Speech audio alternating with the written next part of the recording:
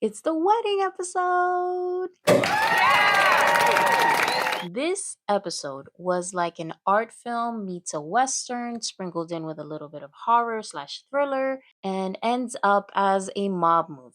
Jules is getting wrapped in plastic, Rue is an arms dealer, and Cassie's fairy tale wedding ends in a nightmare. So, yeah, let's get into it. So we open with Jules, and we finally get more of her backstory. We learn that her roommate from art school, Vivian, introduces her to the concept of sugar daddies. At first, Jules is hesitant, and Vivian's basically like, "Girl, you're struggling financially. This is just networking." First guy is Rick. He's a 48-year-old lawyer. He seems very nervous on this date. He hands Jules an envelope full of cash and then proceeds to tell her, if you come back to my place, I can be more generous. So she does, and he has this fetish of licking her while, handling himself. So yeah, after that, she's hooked. All I have to do is see this guy twice a month and he pays my rent. Told ya. Oh, I'm gonna clean up. Then we get Randy, who is a Hollywood producer worth $50 million, but if you ask him, it's actually close to 200 million. Then there's Henry, a finance bro, and finally, Ellis, a plastic surgeon. And I'm sitting there like, wait a minute, why does that guy look so dang familiar? And then I'm like, oh crap, it's Sam Merlot from True Blood. Anyways, then he basically becomes Jules's only client. So following their first dates, we see them together and he's wrapping her up in plastic, and I'm just like, what did the Nip Tuck Dexter is going on here? I just might keep you forever. And I'm just sitting here like, what happened to her character arc? Because last I remember, she was like in therapy, talking about how she didn't want to live for the male gaze or something along those lines. And I guess Jules also got lobotomized along with all the other girls. And Sam Levinson doesn't really care about the character arc. Anyways, this was probably the only moment in the episode where I actually enjoyed the score. If you know, you know. Also, I just realized this whole beginning sequence makes so much more sense. Jules is her own muse. Also, found it interesting that we get the shot of Vivian listening in on Jules's conversation with her dad. And then we cut to the club, and the vibe is completely different. We see Rosalia dancing in her neck brace because, she got to keep up appearances for her pending lawsuit. Meanwhile, we learn that Rue is also an arms dealer on top of everything else, but not just any guns, 3D printed guns. And so after her dealings, she's sitting there with Alamo and Bishop, and she's like, yeah, I'm trying to go legit. And Alamo does not take kindly to this word. He is very offended. He starts giving this whole speech about how the lottery used to be illegal and now it's legal. And then Bishop is like, so are you having a moral problem with what you're doing now? Rue's just sitting there nodding and smiling like, what can of worms did I open up now? The only thing that matters is power. And how do you get power? Money. Bingo. And what are you doing? Making money. Okay. Bingo. So what the fuck are you complaining about? Little Mr. Chip. And then the moment is interrupted because Lori and her people sent back the pig that Alamo sent her, and now it's running around the club, defecating, causing chaos. And then Alamo, ping, shoots it, traumatizes one of the girls because it just splatters all over her face. And, obviously that also gets him very angry, and he's asked Rue what is something that would break Lori's heart. And Rue being Rue tell them, oh yeah, she's really attached to her parrot paladin. And so we can all guess paladin is going to. So just before we get to the wedding, we get a scene with Rue and Jules where Jules is basically asking her like, who invited me to this wedding? Because I haven't talked to any of those people since high school. And Rue is like, me, duh. So she takes out some cash and tells her, I'm I'm your your sugar sugar daddy daddy now. now. Dress sexy. And then she stuffs the cash down her shirt. Hans, I am a fan of your scores. Like, you are top tier. But what was this music?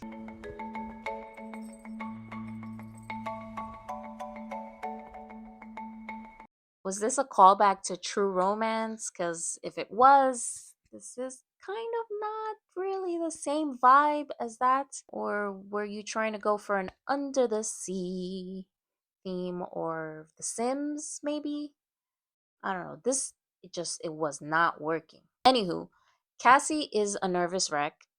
She says that Nate didn't come home the night prior. And then we cut to Nate, who is like absolutely losing his crap out of both ends and also hyperventilating into a bag. And the question is he nervous about getting married?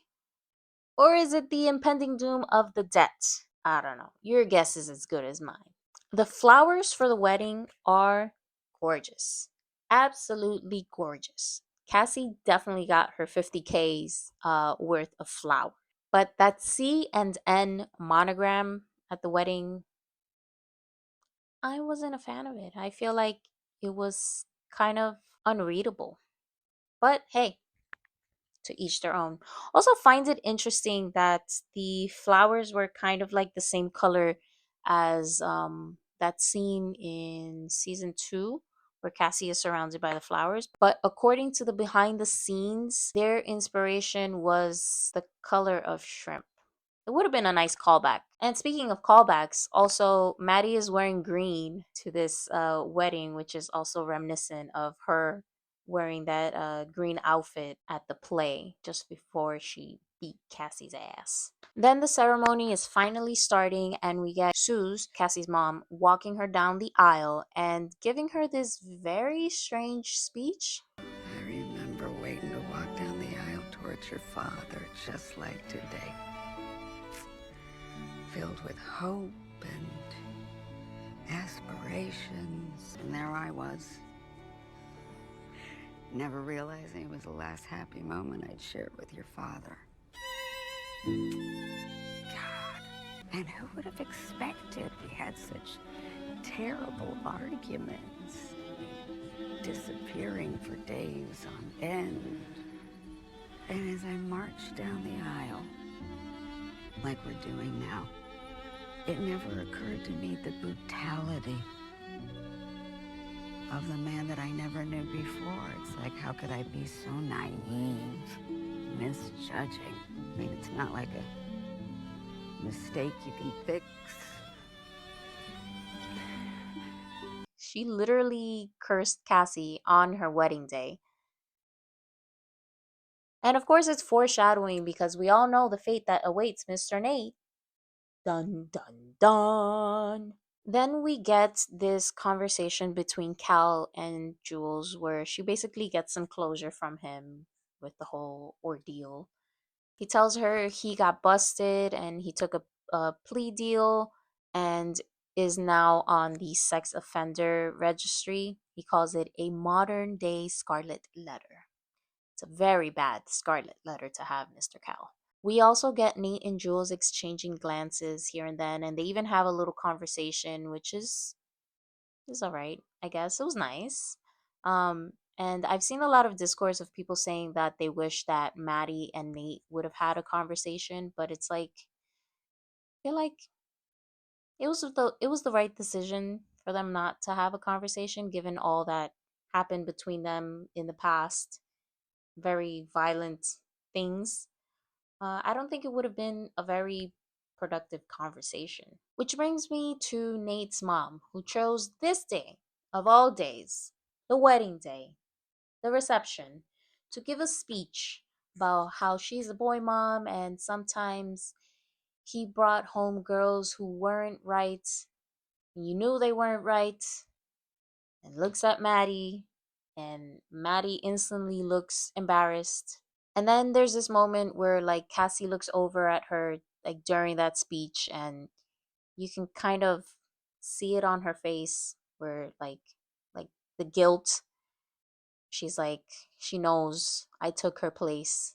When Cassie and Nate are having their first dance, we get this moment where we see the camera focuses on Maddie, and we see her watching them dancing, and the music fades, and it's like I can't help but feel like she is having a moment of longing, because this is like something she pictured for herself. Maybe not necessarily with Nate, or at one point maybe she did with Nate, but you know, the wedding, the glitz, the glam, and more importantly, she had her best friend who ended up choosing him over their friendship. And that hurts, man. And before the first dance even finished, she quietly got up and she left. All right, back to the timeline. We finally get the moment that we've all been waiting for, Nate's comeuppance. Naz approaches Nate and Cassie. Hey, you know, I've never seen so many flowers in my life. I was just gonna call you back, but everything with the wedding got crazy. Don't you think it's a little foolish to throw such a lavish party when you owe so many people money? And I can't tell if like anyone's listening or not, because they're just there like, until neighbor lady Sarah abruptly gets up, leaves the table, and we all know she's gonna go to her husband and tell him. I just heard Nate owes someone a lot of money. Oh, who you Some talking guy about? just threatened him. He had an accent, Russian, I don't know. We gave him money, a lot of fucking money. I know. Let's bring the anxiety down, okay? I'll talk to him. So after that whole little exchange with Nas, Lexi turns around to Cassie and is like, "Is everything okay?" Of course. It's my wedding day. Okay. I was just asking. What a weird question to ask on the best day of my life.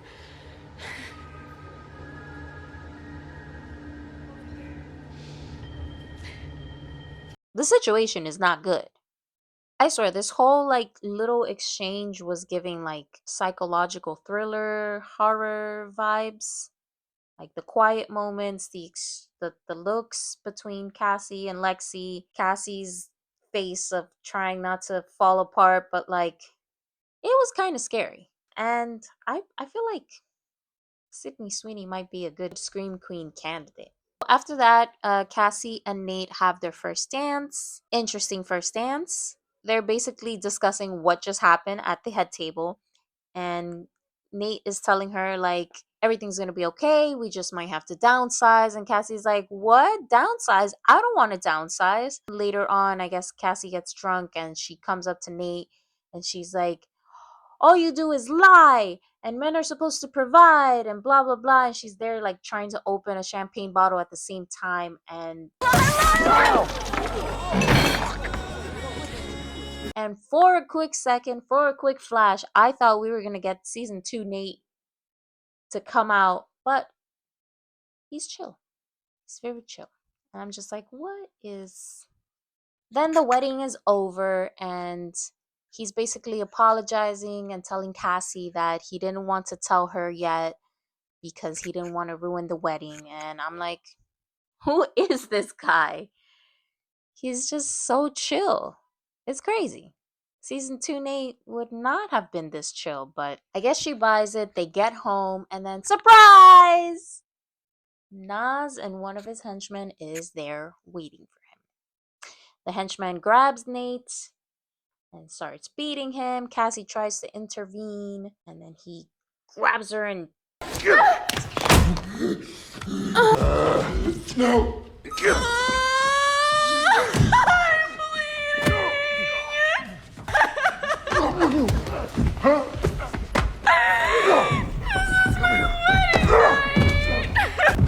He doesn't want to listen to reason. He doesn't ever want to listen. And the behind the scenes actually revealed that they did have a take where Cassie was intervening and trying to help Nate, but they thought it might be better if, I guess, they had this contrast between Nate getting beat up in the background and Cassie in the foreground just crying about this being her wedding night and all that jazz, which actually I think I like better, but it's also giving very like Tarantino-esque. It was good. It was good. I like that part actually. So after he finishes beating Nate left and right, up and down, Nas comes over and cuts his pinky toe off. Nate's face was all bloodied, disgusting. It looked like straight out of a horror movie. Then Nas looks at Cassie and tells her, "You know, Cassie, some women inherit wealth and some inherit debt." And that line right there is basically this whole episode. Cassie didn't just marry Nate. Surprise!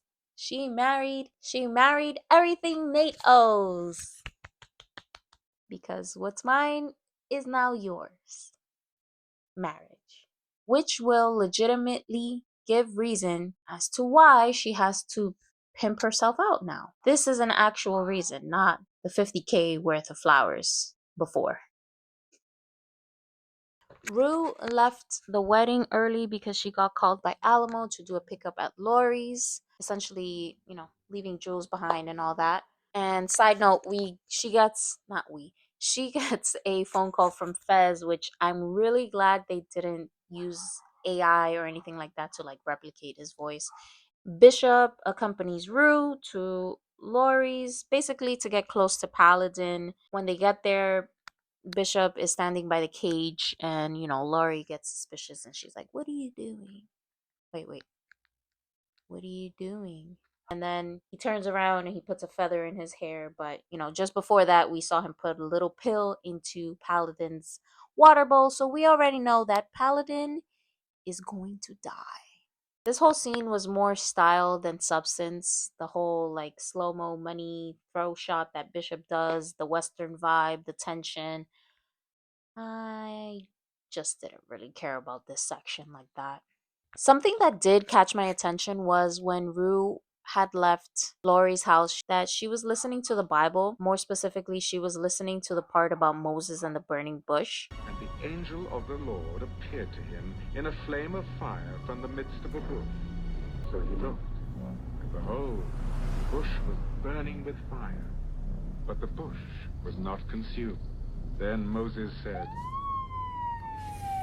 And I couldn't help to think that that was symbolic, because Rue is a burning bush. She is constantly on fire. Like, she's in all these dangerous situations, but somehow she comes out of it. She's still surviving, still not consumed by this fire. Or is it maybe something ironic? I don't know. You tell me if I'm wrong or if I'm looking too hard into that. Feels intentional though. So then after that, she gets pulled over by the DEA, and that's where the episode ends. Look, overall, I thought the episode was good. It was better than last week, I would say.